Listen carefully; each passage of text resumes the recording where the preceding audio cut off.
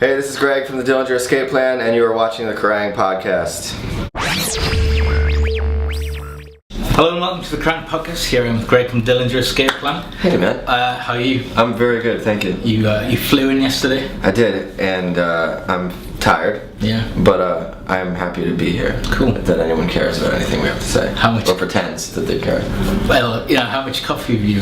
Dude, I've drank so much coffee that it sucks because I was already about to scale back. Like I was home and not needing it, and I was just mainlining it all day. Like since we started recording the record, and I've just gotten to the point where I'm like, I need to stop drinking coffee because I'm just living off of it, and it's doing nothing to me now. Right. So now I actually need it really bad, and it just doesn't even matter. Like, have you ever had so much coffee you've ended up being pulled over by the police for speeding? Yeah, for sure. I've made some really dumb mistakes from being like too cranked on coffee, man. Like just it makes you like, you know, at the level that I feel like I get addicted to it, like caffeine, you know. You come off tour and you need constantly, when you're on tour you have a different need than you do when you're home. So I feel like whenever I come off tour, I'm addicted to like adrenaline and you know, whatever, like just like heightened stimulus. So everything kind of starts colliding into you. Definitely coffee, as benign as it sounds, when you are, you know, cranked to a level that you're not, that normal humans don't need, you know, like you're like, shit, I'm driving 110 miles an hour, you know,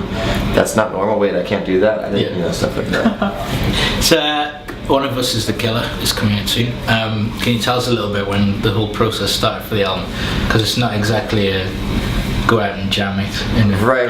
No, we are not that type of band, man. And you know, from like a kind of like more abstract level, I think that the writing process starts the second you finish the last record. You know, I think that you start inhaling. The second you're done exhaling, you start inhaling again, and that has to do with how you live your life, what you do, the stuff you experience. All that is writing to me. And then when you actually write the record, you're kind of reading it back and trying to be honest about it. You're eating all your food, and then you throw it up and look at it, and you're like, here, everybody, here's what I ate over the last 3 years. You know. Right. But so you know, we started kind of like accumulating the material that we would end up, you know, using pretty much right away, and that means like not just living, but like Ben having a riff here, and then Ben having another riff there, and then oh, that's a song, you know, and so, but we actually started recording in November of last year, and we were supposed to be done December 15th, and we finished on like March the 2nd, if that's any indication. Right.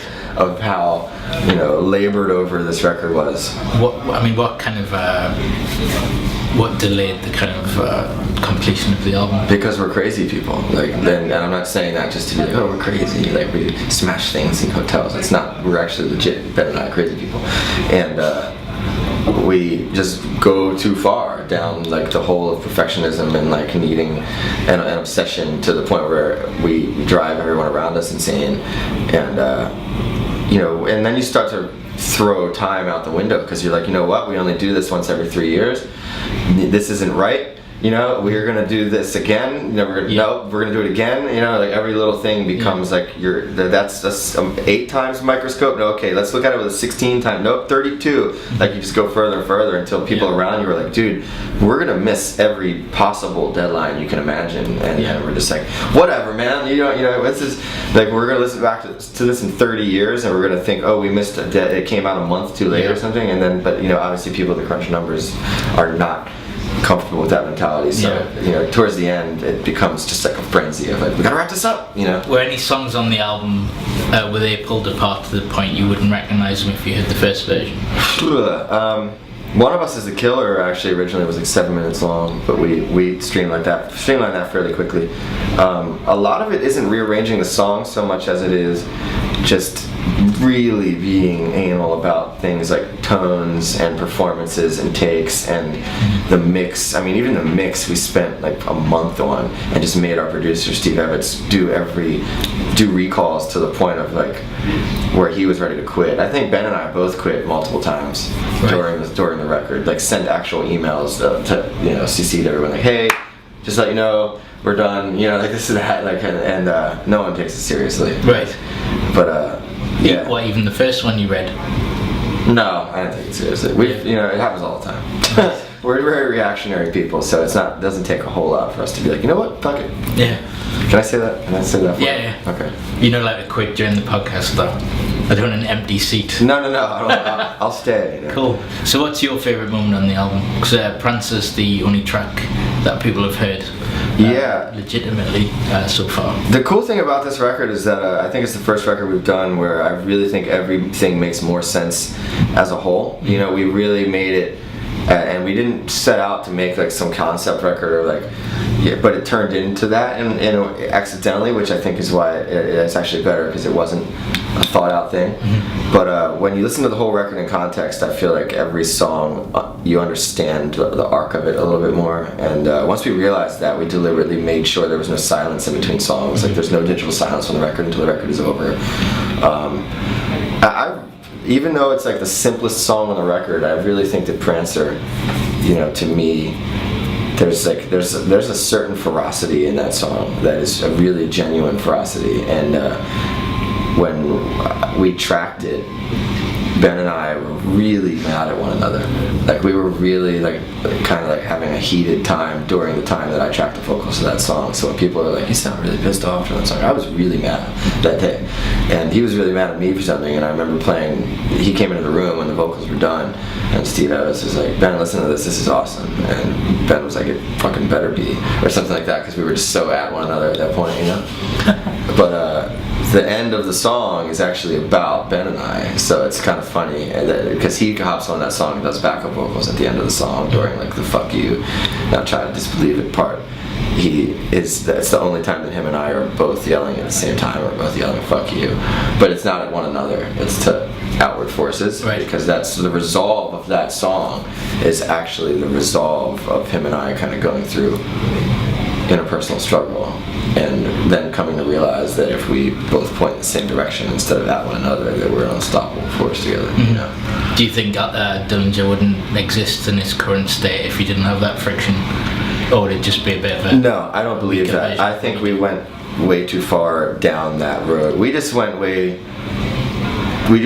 far into just a place of kind of different...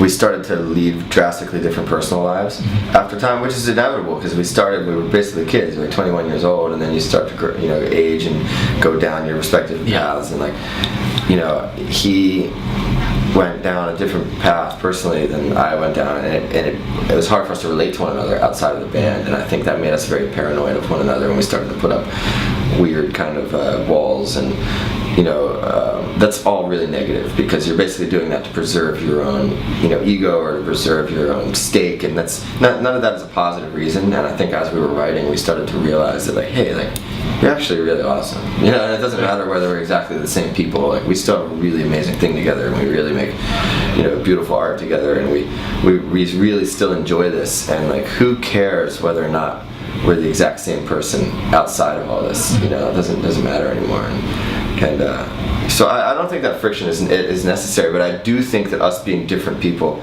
makes the whole more interesting. Yeah. You choose to hang out with people that you're allowed to like because it feels good to be agreeable and to be like, that's awesome, and those people are like, yeah, that is awesome, because you're all the same. But it's actually way more interesting from the outside, and you grow a lot more when you say something's awesome and the guy next to you is like, no, that sucks, and then you're like, well, no, it's awesome, and you start fighting about it because then you have a dialogue and you grow by meeting somewhere. Before you go, I've noticed that there's been a few One of Us is the Killer themed tattoos already. Yeah, I've seen some of the feather things. It's crazy, man. That's nuts. Our record's not even out, so I hope they like it when it comes out.